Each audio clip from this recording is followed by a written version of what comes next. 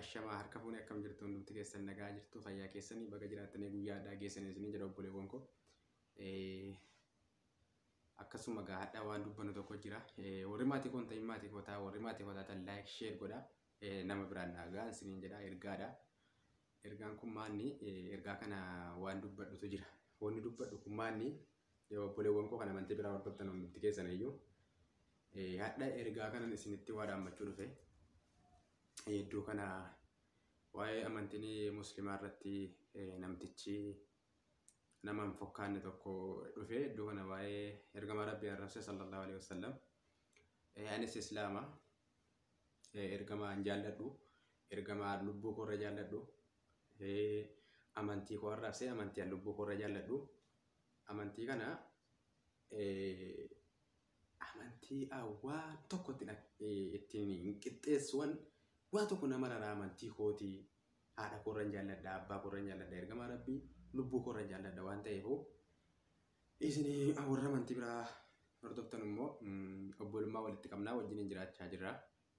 Iddoo kana gaafii guddaa natti ta'e mataa kooti. Wanni gaafii guddaa natti ta'e kan ni dhufee nu arrabsee nama tokko kan ergamaa Rabbii arrabse sallallahu alaihi wasallam nama tokko. Kanaafuu nam tokkotu ergamaa Rabbii arrabse yoo jenne nuti yoo wajjin jirra dhugaatti nuti wajjin jirra wajjin jiraataa yeroo obbolummaa walitti qabna akkuma ani isin jaalladhu tokkotti isinis dhugaana jaallattanii erga na jaallattanii amantiin koo kun isin rakkisee moo isin rakkisaan jiru hangaafan isin jaalladhu amantii keessan nan kabaja amantii keessan isiniif hin jaalladhaam akkuma keessanitti isinii jaalladhaam ofiillee itti amanuu baadhu akkuma keessanitti isinii jaalladhaam gaafa amantiin keessan arraffame anis akkanumatti caal jedhee jaansi ilaala isin ilaala maaliif cal jettanidha amma yaadni koo maaliif cal jettanidha maaliif gadi baatanii warra amantii biraa hordoftan maaliif gadi baatanii hin dubbatin maaliif gadi baatanii haaseen amantii kanarraa amantiin islaamaa kun arraffame namni islaamaa kun wajjiniin jirtanii biyyooma walitti qabdanii afaan tokko dubbattanii wajjiniin jirra baay'een keessaa wal beenna isinoo maaliif hin dubbanne isiniin quuqamni keenya isinitti hin dhaga'amu miidhamni keenya isinitti hin dhaga'amu rukuttaan rukutamne ilaalannu isiniin dhukkubsu yoo akkas ta'e maaliif wajjiniin deemaa raree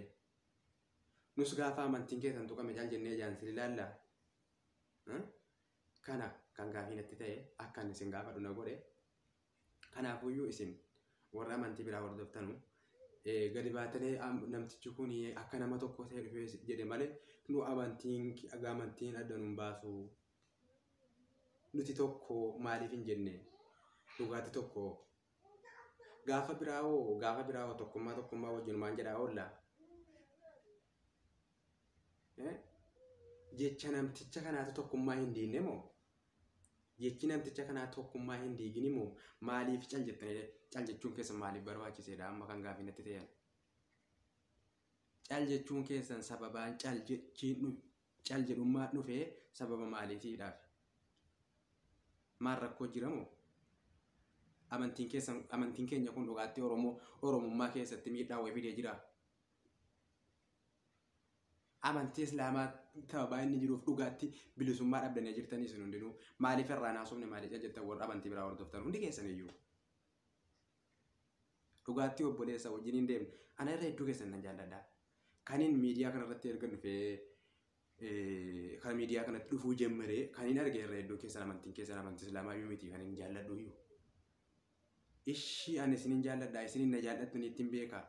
isa dhukkubsadhe maaliif nan gaafatin maaliif gadi baatanii mata duree godhattanii islaamninii fi amantiin keenya takkaa wal dhabuun beeknu obboloma biyyooma walitti qabna maaliif jettanii mata duree godhattanii naasa'inii dhagaafiin koo warra amantii biraa hordoftan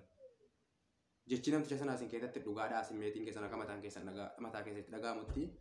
jechi isaas dhugaadhaa isin gammachiiseen naan caal jettan immoo bakka itti cabseedhaa jettan immoo maaliif cal jettanii dhaggeeffattanidha warra amantii biraa hordoftan hundi keessan iyyuu maaliif yeroo kaan tokkummaa wanti tokkummaa keenya balleessu maali wanti tokkummaa keenya balleessu maali guyyaa 90 dubbataan oollu guyyaa keessa marraa 90 dubbataan oollu nuti duraan kun tokkummaa namaan diigamu hundi hundi keessanuu miidiyaa kanarra jirtanii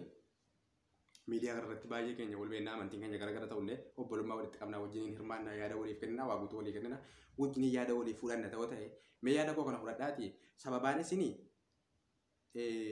Oromoo muslimaa irraa komii wayii qabdanu jiraatu ta'e koomentii jalattis naa barreessaa baatees dubbadhaa. Beeknee of sirreessinaa. Beekneetiyyi amantiin keenya sababa amantiin keenya isin miidha kana beeknee akka amantii biraa miidheedha. Of edaa miidhaa jirraa ennaan nurratti nutti himaa. Ishii hin miine yoo taane immoo isin hin miine maal jettanii gadi baatanii hin dubbatin. Baga itti cabsee dhaattanii isinis maaliif gadi baatanii tokkoon tokko keessaniin utuu waa biraatti ajandaa godhannee dhumna hoo maaliif tokko keenyaan gadi baanee nuti tokko musliimnis kiristaaninis amantiin fedhallee waaqeffataanis tokko kun ajandaadha erga madiinaati maaliif jettanii baatanii hin dubbatinaa dhuguma gammachuun qabdanuu. Dubbachuun immoo tokkummaa dhiigaa isinitti fakkaatee laata dubbachuun tokkummaan dhiigum tokkummaa jaaramu hamma isinii wajjin isinii caljaleen wajjin taa'u waan kana nuuf hin rifannee waan kana nuuf hin quuqamne nuyi quuqamee akkanatti dhukkubsatee dhukkubnuun dhukkubsanne nuti hin dhukkubsanne maaf nu wallaaltan isin nuti ergamaa keenya lubbuu keenya irra jaalannaa maaliif nu wajjin hin dhukkubsanne isin gammachiisee maaliif nu wajjin hin dhukkubsanne isin gammachiiseedha gaafiin keenya erga dhukkubsattane maaliif mata duruma godhattanii gadi baatanii hin dubbatiniidha. Dhugaa jirtu wal gaafanna gaa maaliif yoo dhugaa wal gaafannee dhugaa keenya waliif hin deebisin yoo dhugaa keenya waliif hin deebisin yoo amantii keenya waliif hin kabajin yoo amantii keessan isin hin kabajin yoo isin amantii koonaa wajjin hin kabajin anu irra hedduu keessan irree amma taakoti ammas kan namaatii miti ana irra hedduu keessan warra amantii biraa hordoftan isin hin jaalladhaa ushi gaafa isin jaalladhu amantii keessan isin wajjin hin jaalladheetiin rakkina keessan rakkina kooteetiin wajjiniin haasaar deemaa jirra hoo tokkummaa jaarraa inni deemaa jirra hoo kanatu tokkummaan diinni irraa dubbachuu dhiiftanii moo jibbaadhuma amantii islaamaa irraa qabdaniif irraa dubbachuu dhiiftanii gaafii kana waa biraatii miti namtichi nama hin fakkaanne kan malkii namni ergamaa rabbii guyyaatti biyyanii meeqa maskiida irraa ashhadu anna muhammadan rasulullah jedhamee azaaniin baaru maqaasaa dhaamaa jiraama warra amantii biraan beeku maqaasaa guyyaatti marraa 5 baa'oodha baraddaanii keessatti kan nam tokko kun xuriin namni miila dhiqatee lafatti gannaqe fakkaatu sun fuulli isaa fuula ilmoo namaa hin fakkaanne sun arrabsee miti kan na dhibiyan bagaa arrabsee of argine bagaa arrabsee ergamaa rabbii sallallahu alaihi wasallam garuu ergamaa rabbiin akkasii sun arrabsuun qabu ergamaa rabbiitti nama meeqatu lubbuu of kennaa dhufee as hin gaheem nus illee akkasumatti su argine yaada lubbuu keenya of kennina irraa achi deebii tokko hin qabu haadha keenya abbaa keenya irraa ergamaa rabbii jaallanna nuti ilmoo keenya jaartii keenya irraa ergamaa rabbii jaallanna nuti kanaafuu maaliif iyyee madaan dhukkubni keenya maaliif isinitti hin dhaga'amin dhugumaatti nuti obboleessa tokko nuti biyya tokko nuti afaan keenya dubbannaa nuti lammii tokko moo lammii tokko miti nuti arabarraa dhufnee akkuma inni jedhe kanaafuu baga dhiiftanii si bagan dubbatinii yoo miidhaa amantiin islaamaa miidhaa oromummaa irraan gaaru ta'e eessa keessatti amma oromummaa irraan gaaru bakka sana keessatti gadi baate dubbadhaa miidhaa akkanatti gahee jedhaati rakkina keenya nutti maakaa warra amantii biraas isin jedhaara maaliif iyyina haasofne isin gabbaatanii no nama miiqan lakkaa'ina utuu lakkaa'ettanii nan lakka nama miiqaan kan hin jaalladhu kan amantii biraas hordofanu gaafa hin jaalladhu sana amantii kee jibbeetanii miti beekeeti amantii kee kabajeetiin si jaallataadha keenya amantiin akki jedhu wal beekuu barbaachisaadha keenya amantiin akki jedhu laa ikraaha fi diinidha afaan arabaatiin laa ikraaha fi diin akka diinii namaa tokko amantii namaa tokko akka hin tuqne jedha bara amantii namaa tokko akka hin tuqne abbaan waan barbaadetti amanuu mirga taate yoo ifa galee fi karaan ifa galee dhufee amanu yoo ifan galeen immoo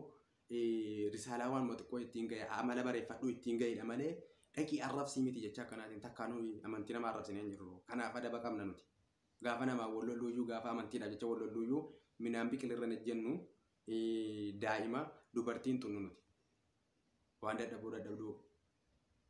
kanaafuyyuu isin jechi namtichi isin hin jedhe sun dhugaadhaa isin biratti